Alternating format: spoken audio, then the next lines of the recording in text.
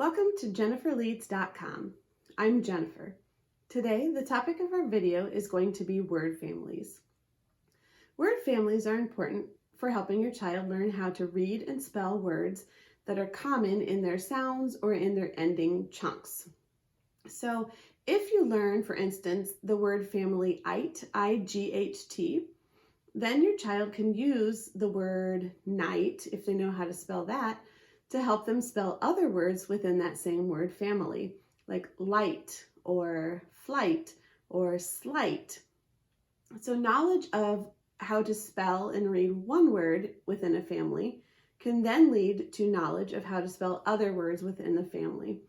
So it doesn't force our children to come to a new word and then look at that new word every time as if it's something that they've never encountered or that they have to decode and think about every time.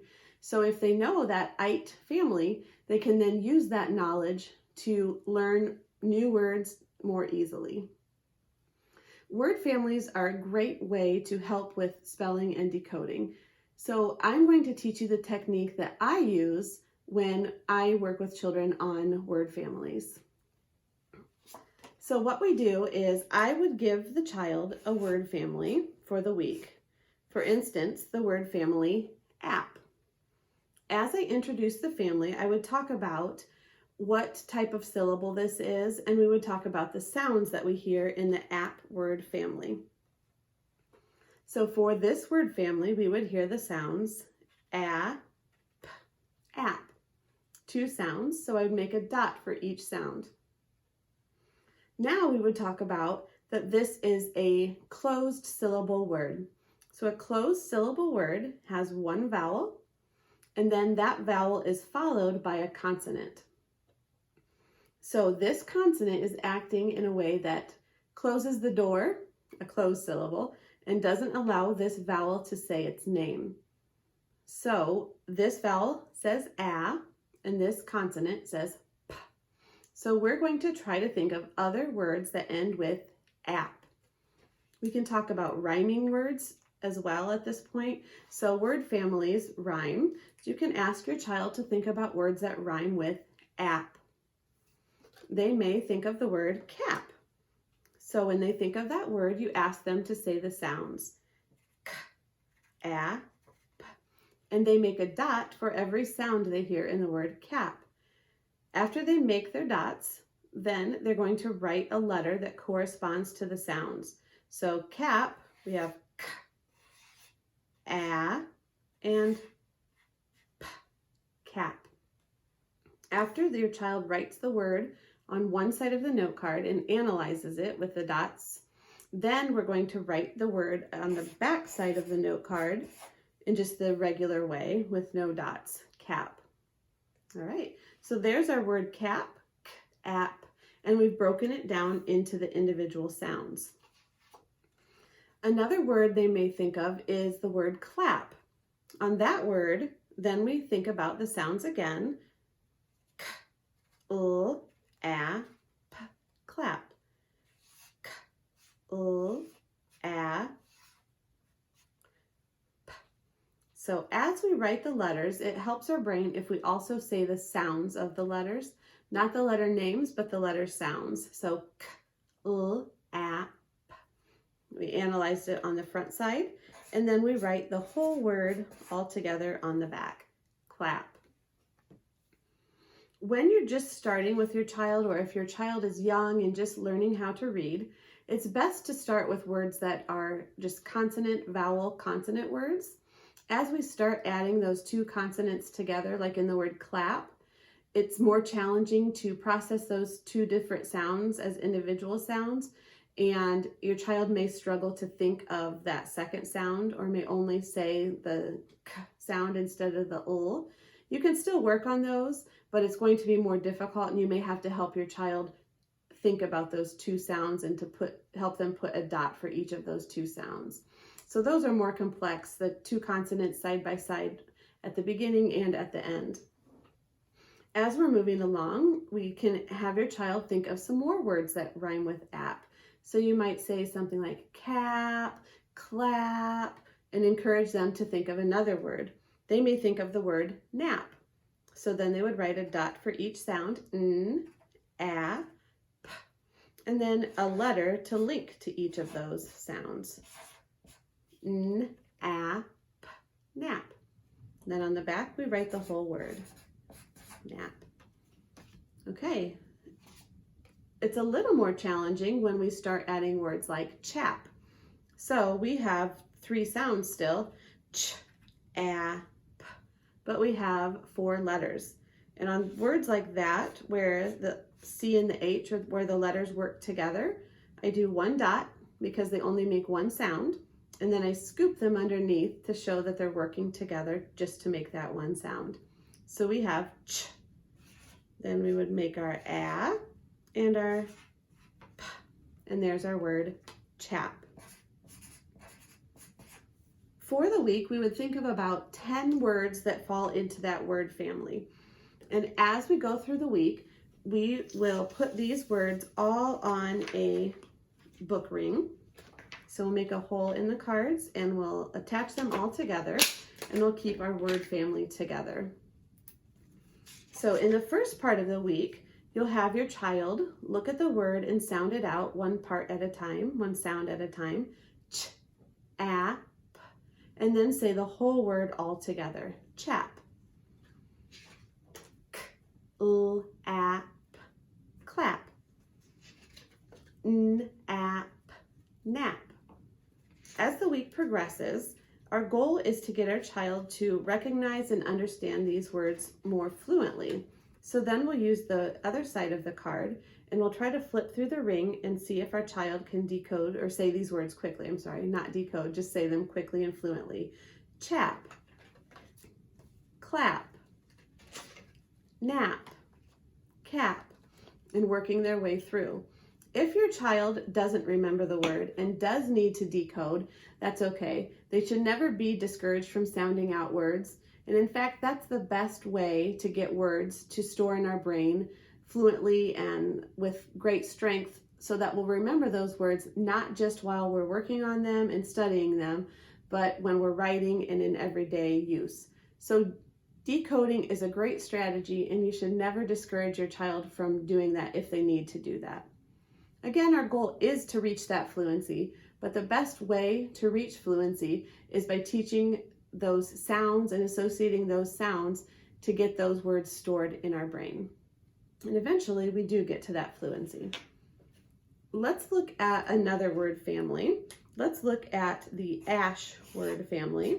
So if I were presenting this word family to your child, we would say, this week's word family is ash. Let's try to think of some words that rhyme with ash. Before we started that, though, I would explain again that this is a closed syllable. So we have 1 vowel, and then the S and the H are shutting the door, so the vowel isn't allowed to say its name. It says its short sound, a.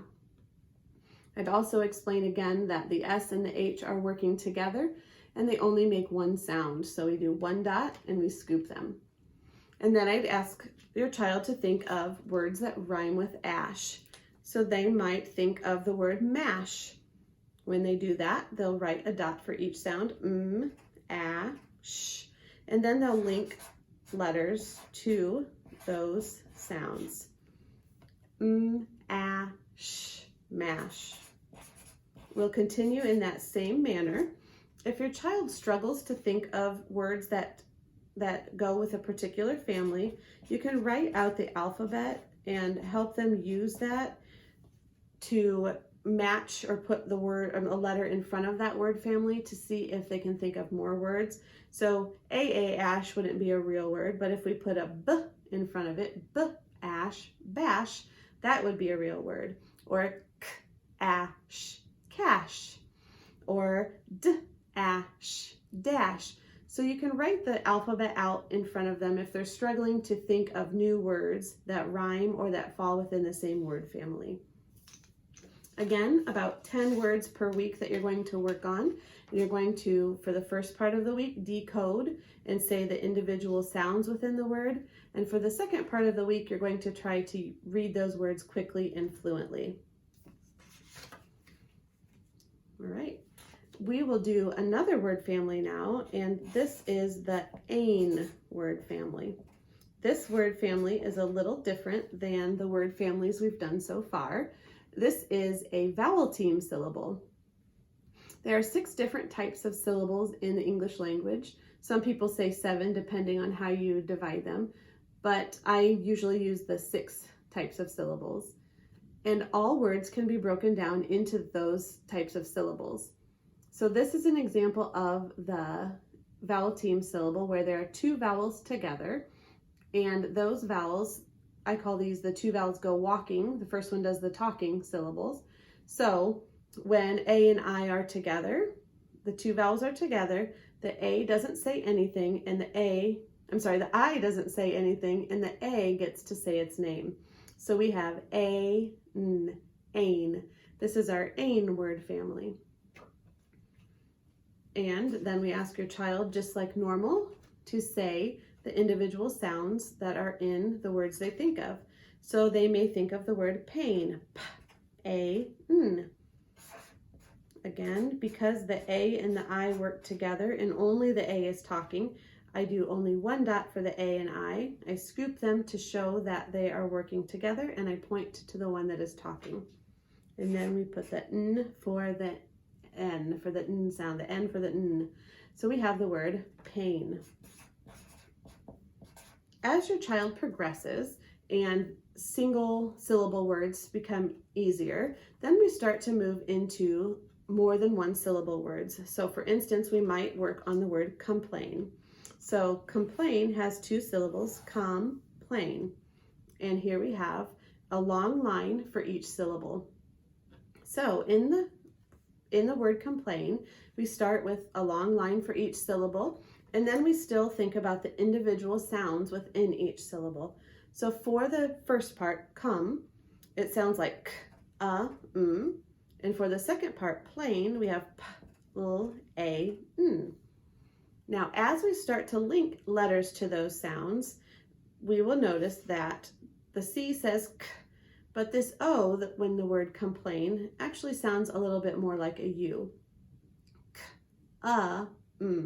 So we write the O, but instead of leaving our dot, we change it into a squiggle to show that that letter isn't making the sound we would expect it to. So we have k, come, p, l, a, n, complain.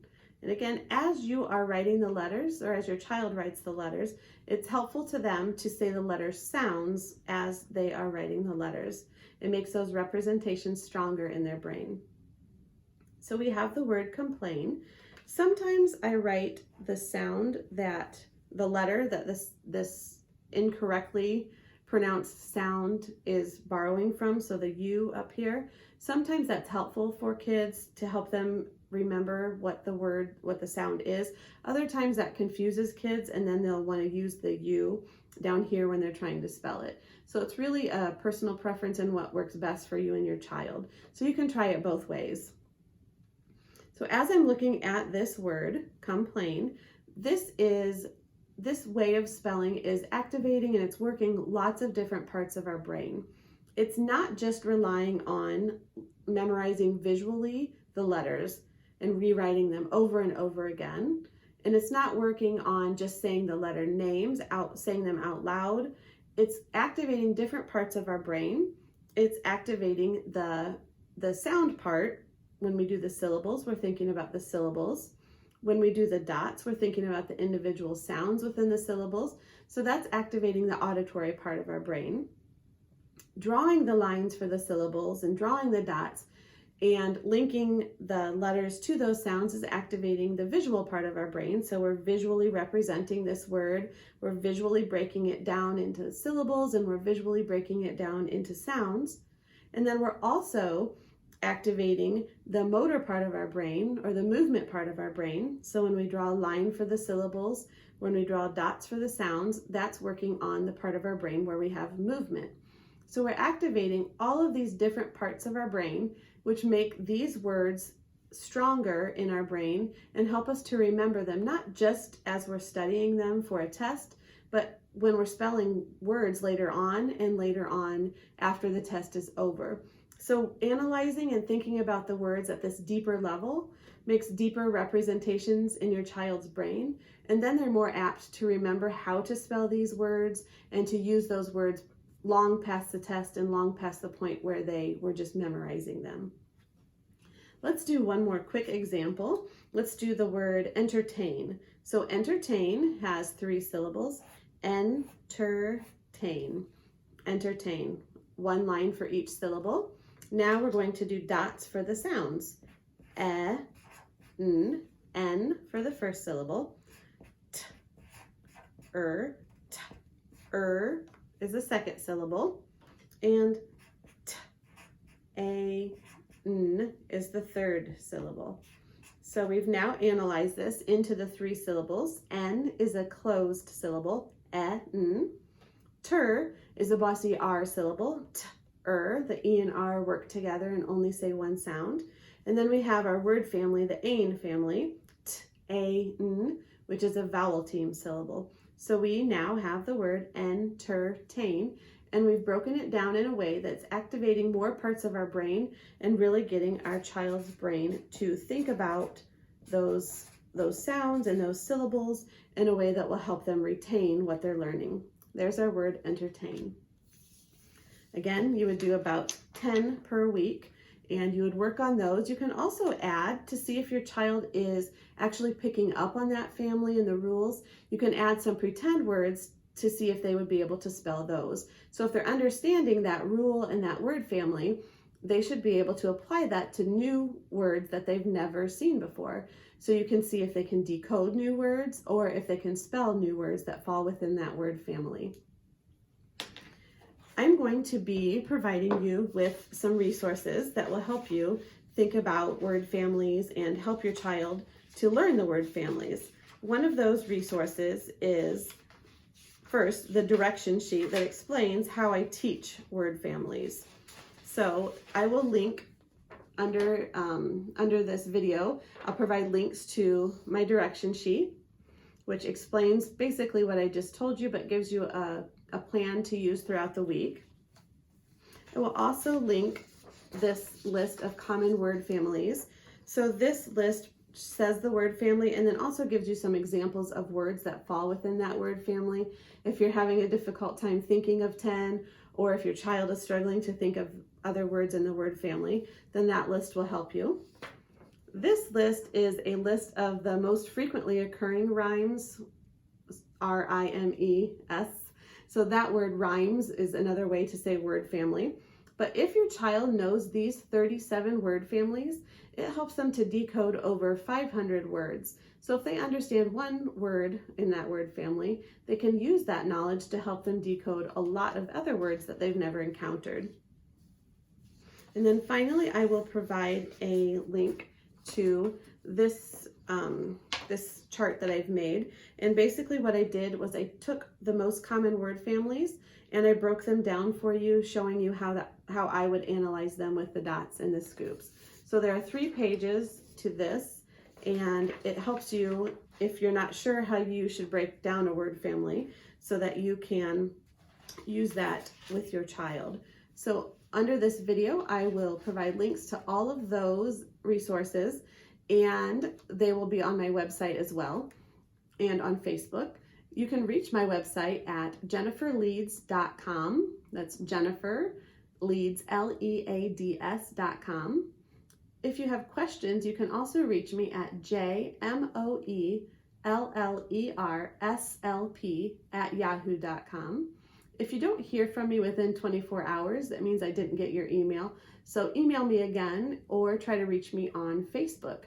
You can access or gain access to my Facebook page by going to my website. There's a link at the bottom to both my Facebook page and my YouTube channel. Next time, I'll be back with videos about the 6 different syllable types in English, and a video, or lots of videos actually, about teaching you different phonics rules and working with your child to understand and develop those rules. Thanks for joining me, and I will see you soon.